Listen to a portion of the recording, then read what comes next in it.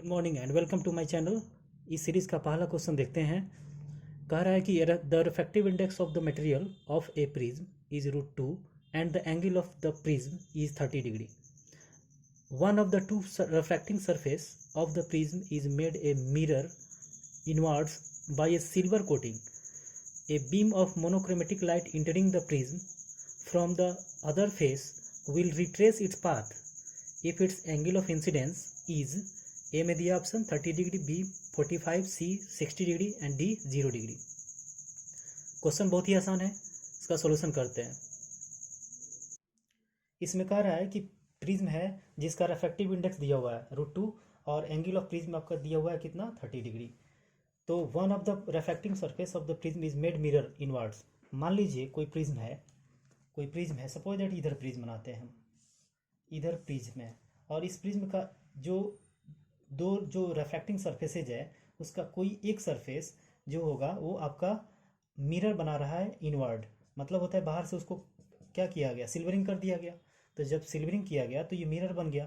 अब रे of light इधर से चला, तो ये रिफ्रैक्ट होने के बाद ऐसे ढंग से ये क्या हुआ, इस सरफेस पे गया कि ये पुनः इस पाथ को रिफ्लेक्ट होने के बाद रिट्रेस कर गया। मतलब ये हुआ रिट्रेस तभी करेगा किसी भी मिरर पे जब वो 90 डिग्री से क्या होगा, सतह के मिरर के सरफेस पे अगर इंसिडेंट होता है तो उसी पाथ को रिफ्लेक्ट होने के बाद क्या होता है, रिट्रेस कर जाता है। तो यहाँ पर हम क्या देख रहे हैं, ये इंसिडेंट रे, ये रिफ्लेक्टेड रे, और इस मिरर पे जैसे ही वो रिफ्लेक्ट बैक हुआ तो उसी पाथ को बैक हुआ। इसका मतलब ही हुआ कि इस सतह पे कितना डिग्री के एंगल से होगा, 90 डिग्री, और एंगल ऑफ प्रिज्म ऑलरेडी दिया हुआ है कितना, 30 डिग्री। तो अगर हम यहाँ पे देखें नॉर्मल, तो नॉर्मल से हमारा ये एंगल ऑफ इंसिडेंस हो जाएगा और ये एंगल ऑफ रिफ्रैक्शन हो जाएगा।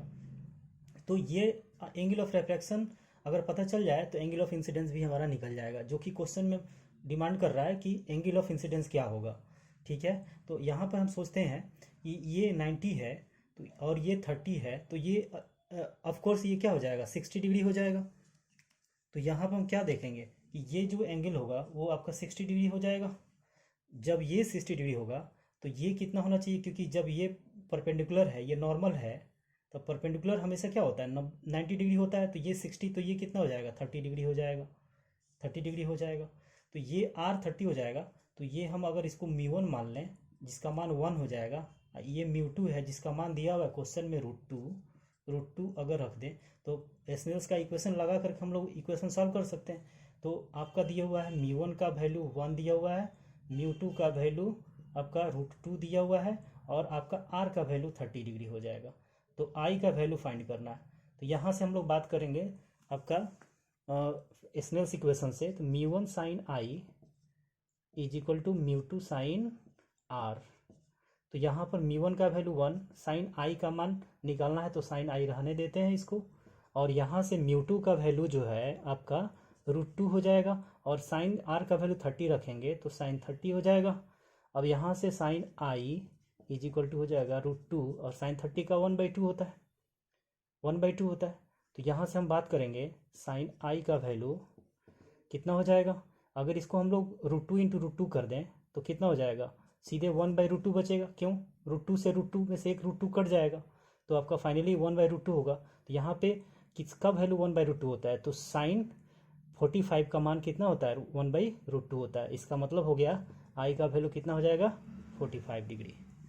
तो ये आपका आंसर हो जाएगा। तो ऑप्शन नंबर आपका B सही होगा। यहाँ पे फिर से चेक कर लेते हैं, ये इस वैल्यू को हम लिख सकते हैं √2 इंटू √2, तो इससे ये कट जाएगा तो 1/√2 ही बचेगा ना। तो ये आपका वैल्यू हो जाएगा जो कि आपका क्वेश्चन का आंसर होगा। ठीक है, क्वेश्चन समझ में आ रहा होगा, बहुत ही आसान क्वेश्चन है। तो ये बहुत ही क्वेश्चन आसान था, नीट 2018 का क्वेश्चन है, आपका नीट 2018 का क्वेश्चन है। तो बहुत ही आसान क्वेश्चन है, समझ में आ गया होगा, बहुत ही सिंपल है। क्वेश्चन में सब कुछ दिया हुआ है, उसका वैल्यू निकालना है एंगल ऑफ इंसिडेंस का। चलिए नेक्स्ट क्वेश्चन पे चलते हैं। इस क्वेश्चन को देखते हैं। इसमें कह रहा है कि thin prism having refractive angle 10 degree is made of glass of refractive index 1.42. This prism is combined with another thin prism of glass of refractive index 1.7. This combination produces dispersion without deviation. The refractive angle of second prism should be आपका fill in the blanks option दिया हुआ है 4 degree, B 6 degree, C 8 degree, D 10 degree. NEET 2017 का question है। चलिए देखते हैं, question बहुत ही आसान है। इसमें कह रहा है कि दो आपका प्रिज्म होगा जिसके बाद जो है आपका कॉम्बिनेशन के बाद जो है डेविएशन क्या कर रहा है, डिस्पर्सन होगा लेकिन डेविएशन आपका नहीं होगा। तो डेविएशन जब जीरो होगा तो इसका मतलब हो गया कि नेट डेविएशन आपका क्या देगा, दोनों प्रिज्म मिलकर के जीरो देगा। तो फर्स्ट प्रिज्म का एंगल दिया हुआ है, एंगल ऑफ रिफ्रैक्शन मतलब प्रिज्म का जो एंगल है वो दिया हुआ है, और सेकंड प्रिज्म का आपको बताना है। तो this is the very important question और आसान भी है ये। चलिए देखते हैं इसको। मान लीजिए एक प्रिज्म है आपका ये और एक प्रिज्म है ये, इसके जस्ट रिवर्स में आ जाएगा, तभी जाकर क्या होगा, आपका डिस्पर्सन होगा लेकिन आपका डेविएशन नहीं होगा। तो डेविएशन जब नहीं होगा इसका मतलब रे ऑफ लाइट ऐसे आएगा, ऐसे जाएगा, फिर ऐसे जा करके आपका क्या होगा, हम बात कर रहे हैं क्या चीज़ का, 3 कलर के देखा जाता है, एक मीन कलर होता है, एक होता है आपका रेड और एक वायलेट होता है, ठीक है। तो एक आएगा ऐसे, फिर एक ऐसे जा करके आपका क्या हो जाएगा, फिर आपका ऐसे चला जाएगा। इसका मतलब हो गया डेविएशन नहीं होना चाहिए। इसका मतलब रे ऑफ लाइट क्या होना चाहिए, पैरेलल जाएगा। तो पैरेलल उसी स्थिति में जाएगा जब आपका क्या होगा, तो इसका मतलब होगा कि रे ऑफ लाइट जो होगा आपका क्या होगा, डिस्पर्सन तो होगा लेकिन डेविएशन क्या होगा, आपका जीरो हो जाएगा।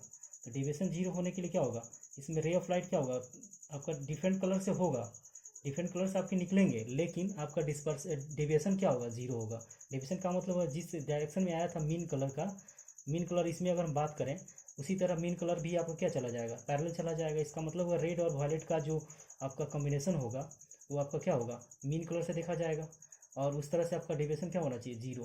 तो डेविएशन जीरो होने के लिए एंगल ऑफ प्रिज्म का ये एंगल दिया हुआ है, इस एंगल का पूछ रहा है कितना होगा। तो सिंपल सा बात है कि इसमें डेविएशन आपका क्या हो रहा है, जीरो हो रहा है। तो net deviation of first plus net deviation of किसका, आपका सेकंड, इस क्या होना चाहिए, आपका जीरो होना चाहिए। जबकि आपका रिवर्स में है तो Δ1 माइनस Δ2 आपका क्या हो जाएगा, प्लस होगा बराबर जीरो। तो इसका अर्थ हो गया कि हम लिख सकते हैं क्या चीज़, माइनस Δ2 लिख सकते हैं, ठीक है। तो जब ये कंडीशन होगा तो उसी स्थिति में हमारा क्या लिखेंगे, आपका एंगल चलेगा। ये अगर रिवर्स है तो हम लोग एंगल का वैल्यू यहाँ पे अगर देख लें डेविएशन, तो आपका रिवर्स में भी जा सकता है। तो यहाँ पर हम लोग क्या लिखेंगे, अगर माइनस Δ2 लिख दें तो जीरो लिख सकते हैं, Δ1 इज इक्वल टू Δ2, ठीक है। अब यहाँ से डेल्टा का वैल्यू आप जानते हैं a इंटू म्यू माइनस 1 होता है। तो a इंटू म्यू माइनस 1 है, तो यहाँ से अगर Δ1 Δ2 का मान रखें तो इस स्थिति में क्या हो जाएगा, a1 म्यू माइनस 1, ठीक है, इज इक्वल टू हो गया a2 म्यू 2 माइनस 1। अब इसमें मान हम लोग रख करके सॉल्व कर लेंगे। a1 का वैल्यू कितना है, आपका a1 का वैल्यू क्वेश्चन में दिया हुआ है 10 डिग्री, और म्यू का वैल्यू आपका कितना दिया हुआ है, पहला आपका 1.42 माइनस 1, ठीक है, और फिर इजिकल टू हो जाएगा आपका a2 का वैल्यू तो फाइंड करना है, और 1 पॉइंट आपका 7 माइनस 1 हो जाएगा। अब इसको सॉल्व कर लेते हैं। तो इसमें बचेगा 0.4, आपका 0.42 बचेगा, फिर इसमें से 1 घट रहा है तो 0.42 10 से गुना कर देंगे हो जाएगा 4.2। a2 का वैल्यू हो जाएगा कितना, 7.1 घटेगा तो आपका हो जाएगा 0.7, ठीक है, 0.782। यहाँ से हमारा निकल जाएगा क्या चीज़, a2 का वैल्यू तो कट जाएगा, 6 आ जाएगा, यानी कि a2 का वैल्यू कितना हो जाएगा, a2 बराबर 6 डिग्री आंसर हो जाएगा। बहुत ही आसान क्वेश्चन है। इसमें मैंने क्या किया है कि दशमलव से दशमलव उड़ा दिया, 7 6 जा कितना होता है 42, तो 6 हो जाएगा, तो यानी a2 का वैल्यू आपका कितना आ जाएगा 6 डिग्री। तो ये आपका आंसर हो जाएगा, ऑप्शन नंबर आपका बी हो जाएगा। समझ में आ गया। चलिए नेक्स्ट क्वेश्चन पे चलते हैं। इस क्वेश्चन को देखते हैं। The angle of incidence for a रे of light at A refracting surface of a prism is 45 degree. The angle of prism is 60 degree. If the ray suffers minimum deviation through the prism, the angle of minimum deviation and refractive index of the material of the prism are. Sorry for disturbance. ये question बहुत ही आसान है। इसमें angle of incidence of ray of light दिया हुआ है 45 degree. The angle of prism is 60 degree. If the ray suffers minimum deviation through the prism, the angle of minimum deviation and refractive index of the material of the prism are. बताना है minimum deviation और refractive index, दो value बताना है। मान लीजिए ये एक प्रिज्म है, इस प्रिज्म में एक रे ऑफ लाइट इंसिडेंट हो रहा है, और ये जो है रिफ्लेक्शन के बाद जब इमर्ज हो रहा है तो पुनः एयर से आ रहा है तो एयर में ही जाएगा। तो एयर में जब जाएगा तो कह रहा है कि मिनिमम डेविएशन सफ़र कर रहा है। तो जब minimum deviation, angle of prism यहाँ पे दिया हुआ है 60 डिग्री, ठीक है, और एंगल ऑफ इंसिडेंस जो है ये आपका दिया हुआ है कितना, आपका 45 डिग्री, और ये है 60 डिग्री। कह रहा है मिनिमम डेविएशन सफ़र कर रहा है। तो मिनिमम डेविएशन तभी सफ़र करेगा जब प्रिज्म का incident ray, surface of incidence and surface of emergent दोनों क्या होगा, इक्वल होगा, और ये जो रिफ्रैक्टेड रे है वो मस्ट बी पैरेलल होना चाहिए base of the prism, must be parallel to the base of the prism. तो जब इसके ये पैरेलल होगा और ये दोनों इक्वल होगा और ये 60 है तो ये भी क्या होना चाहिए, 60 ही होगा, ये भी क्या होगा, 60 ही होगा। तो जब ये 60 होगा और ये इसके पैरेलल है तो ये भी आपका क्या हो जाएगा, 60 डिग्री हो जाएगा, और ये भी आपका 60 डिग्री हो जाएगा। अब यहाँ से जो इमर्जेंट रे निकला है इसका जो एंगल है ये क्या होना चाहिए, तो जब मिनिमम डेविएशन की बात हो रहा है तो ये जो एंगल है ये 45 है, तो उतना ही एंगल क्या होना चाहिए, आई का वैल्यू जितना होगा उतना ही आपका एंगल ऑफ इमर्जेंट होगा, यानी कि ये भी कितना होना चाहिए, 45 डिग्री होना चाहिए।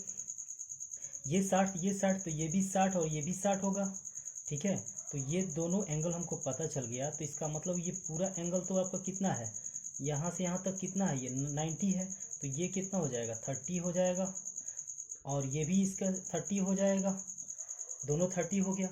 हम जानते हैं कि A बराबर क्या होता है, R1 प्लस R2 होता है, और ये दोनों मिलकर भी 60 दे रहा है। तो इसका मतलब क्या हुआ कि हम देख रहे हैं अगर A का मान दिया हुआ है 60 डिग्री, ठीक है, और आपका I का मान भी और E का भी मान आपका 45 है, तो आपका क्या होता है, जो प्रिज्म का जो इक्वेशन होता है मिनिमम डेविएशन के लिए, डेविएशन के लिए केसेस में, तो क्या होता है, डेल्टा प्लस A बराबर I प्लस E होता है।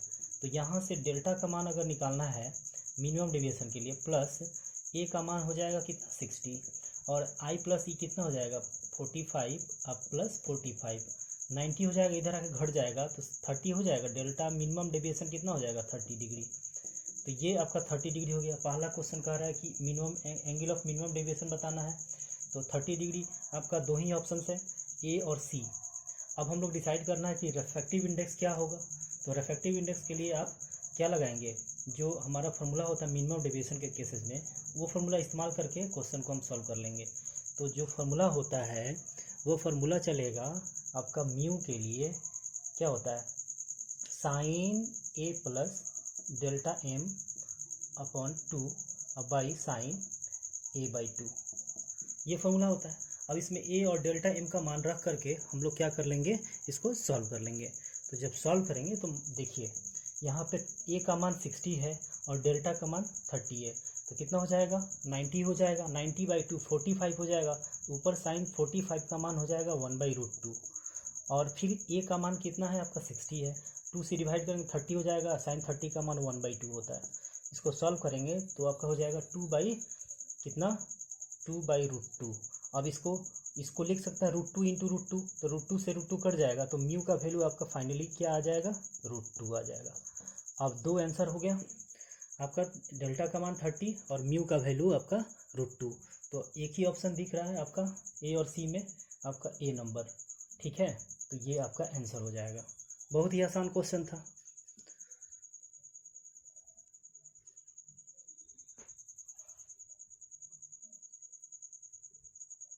नेक्स्ट क्वेश्चन को देखते हैं हम लोग। फिर से इस बार ज्योमेट्री का समझ लेते हैं हम लोग। इसमें देखिए कह रहा है कि मिनिमम डेविएशन सफ़र कर रहा है, तो ये रे और ये बेस आपका पैरेलल होना चाहिए। किसके पैरेलल, ये रिफ्रैक्टेड रे के, और ये 60 है और ये साइड इक्वल होना चाहिए मिनिमम डेविएशन केसेस लिए। तो ये 60 है तो ये भी 60 होगा, ये भी 60 होगा, और ये ऐसे भी इक्विलेटरल ट्रायंगल हो गया। तो यहाँ पर 60 है तो ये पैरेलल है, तो ये भी 60 होगा, ये भी 60 होगा। तो जब ये 60 और ये 60 होगा तो यहाँ से ये कि टोटल एंगल 90 होता है, तो ये 60 तो 30, ये 60 ये 30। तो यहाँ से भी प्रूफ हो रहा है कि A जो होता है R1 और R2 के सम के बराबर होता है। तो 30 + 30 = 60 आ जा रहा है। A किसके बराबर होता है, R1 + R2 के सम के बराबर होता है। और हमारा जो ये जो एंगल है ये 60 है, तो ये 30 है, तो फिर हमारा आई और आर हमको पता है, तो हम लोग क्या कर सकते हैं, हम या तो सीधा सीधी बात है कि म्यू का वैल्यू में हम सीधे मान रख कर लेंगे, सबका मान दिया हुआ, ए का वैल्यू 60, आई का वैल्यू ई का वैल्यू के बराबर होगा, क्योंकि मिनिमम डेविएशन सफ़र करता है तो आई ई के बराबर होता है। ठीक है, तो इस तरह से मैं आपका delta plus A is equal to I plus E होता है ये prism equation for minimum deviation. तो इसमें हम लोग मान रख दिए, आपका डेल्टा एम का वैल्यू आ गया, फिर म्यू का जो वैल्यू होता है वो आपका sine A plus delta M by 2 sine A by 2 से मान रख दिए, तो म्यू का वैल्यू आ गया। चलिए नेक्स्ट क्वेश्चन देखते हैं। इस क्वेश्चन को देखते हैं। इस क्वेश्चन में कह रहा है an air bubble is a glass slab with refractive index 1.5 is 5 centimetre deep when viewed from one surface and 3 centimetre deep when viewed from the opposite face, the thickness of the slab is. कह रहा है कि एक glass slab है जिसके अंदर एक bubble है, उस बबल को एक फेस से देखने पर उस 5 सेंटीमीटर गहरा दिखाई देता है, ठीक है, और दूसरे फेस से देखने पर वो 3 सेंटीमीटर गहरा दिखाई दे रहा है। इसका मतलब हुआ कि जो एपारेंट शिफ्ट है, एपारेंट मतलब शिफ्टिंग है, एक्चुअल शिफ्ट से एपारेंट शिफ्ट अलग होता है। तो हमको जो दिखाई देगा वो एपारेंट शिफ्ट नहीं दिखाई देगा। तो एपारेंट शिफ्ट एक केस में 5 सेंटीमीटर है और दूसरे केस में आपका 3 सेंटीमीटर है, और ग्लास स्लैब का आपका रिफ्रैक्टिव इंडेक्स भी दिया हुआ है। तो एक्चुअल हमारा निकालना है कि वो जो है ग्लास स्लैब का थिकनेस कितना है। तो एक्चुअल में बबल कहीं और होगा, लेकिन हमको 5 सेंटीमीटर और 3 सेंटीमीटर दिखाई देगा। तो जो बबल है ग्लास स्लैब के अंदर, उसका जो एक्चुअल डेप्थ होगा वो हमको नहीं पता है, लेकिन क्वेश्चन में मांग रहा है किस चीज़ का, तो ग्लास स्लैब का थिकनेस। तो बहुत ही आसान क्वेश्चन है, इसको देखते हैं। ये जो कह रहा है, मान लीजिए ये ग्लास स्लैब है, इस ग्लास स्लैब का थिकनेस मान लेते हैं कुछ, इसका थिकनेस हम लोग टी ले लेते हैं। इसका थिकनेस क्या ले लेते हैं, टी। तो जब थिकनेस टी है और हम इधर से अगर देखते हैं, सपोज दैट इधर से अगर देखते हैं हम लोग, ठीक है, इधर से जब देखेंगे तो ये मान लीजिए यहाँ पे कोई बबल है और ये बबल यहाँ से देख रहे हैं, तो हमको एक्चुअली दिखाई दे रहा कितना की गहराई पे, तो 5 सेंटीमीटर की गहराई पे। तो ये एपारेंट हो गया। और फिर दूसरे अपोजिट फेस से देख रहे हैं तो पता चल रहा है कि ये हमको दिखाई दे रहा है कितना पे, 3 सेंटीमीटर की गहराई पे। इसका मतलब हुआ कि इधर से जब देख रहे हैं तो ये जो गहराई है, ठीक है, ये आपका 3 सेंटीमीटर दिखाई दे रहा है। तो ये एपारेंट है, एक्चुअल नहीं है कि दोनों जोड़ करके हम लोग टी निकाल लेंगे। एपारेंट है, इधर से एपारेंट आपका 5 है, इधर से एपारेंट आपका 3 है। तो हम लोग क्या कर लेंगे कि दोनों एपारेंट के कारण जो हमारा जो वैल्यू होगा उसको जोड़ लेंगे, ठीक है। तो मान लीजिए थिकनेस आपका टी है, ठीक है। अगर हमारा जो एपारेंट है और एक्चुअल जो गहराई है इसका अगर हमको पता चल जाए, तो इधर से पता चल जाए तो इधर से पता चल जाए तो हमारा दोनों जोड़ लेंगे। लेकिन ये तो एक्चुअल है नहीं, ये एपारेंट है। तो हम लोग क्या कर लेते हैं, इसका एक्स मान लेते हैं हम लोग। एक्चुअल गहराई इसका क्या मान लेते हैं हम लोग, एक्स मान लेते हैं, ठीक है। और इधर से कितना हो जाएगा, टी माइनस एक्स हो जाएगा। अब ये एक्चुअल इसका गहराई है, एक्चुअल है, अभी दोनों को जोड़ेंगे तो टी ही आएगा, ठीक है। टी माइनस एक्स है ये आपका टी माइनस एक्स है। तो ये तो एपारेंट है ना, ये दोनों तो एपारेंट है। एपारेंट कभी भी जोड़ करके एक्चुअल नहीं आता है। लेकिन आपका अगर हम एक्चुअल मान लिए कि गहराई किस गहराई पर है बबल, तो एक्स ऊपर से अगर मान लिए इस फेस से, तो इस फेस से कितना हो जाएगा, टी माइनस एक्स हो जाएगा। तो अब हम लोग जो फॉर्मूला होता है, किसी भी रेयर टू डेंसर देखते हैं तो जो आपका जो डी आपका एपारेंट जो होता है वो क्या होता है, 1/μ टाइम्स ऑफ किसका, डी एक्चुअल का म्यू टाइम्स होता है। तो ये दोनों ओर से देख रहा है, तो दोनों ओर से जोड़ेंगे तो हमारा क्या हो जाएगा, एक बार एक्स माने हैं एक्चुअल, तो उसके लिए हम लोग म्यू ले लेंगे। एक बार क्या माने हैं, टी माइनस एक्स माने हैं, तो आपका म्यू ले लेंगे, ठीक है। और इज इक्वल टू क्या हो जाएगा, एक बार 5 एक बार 3, ठीक है। ये दोनों को हम लोग क्या कर लेंगे, जोड़ लेंगे।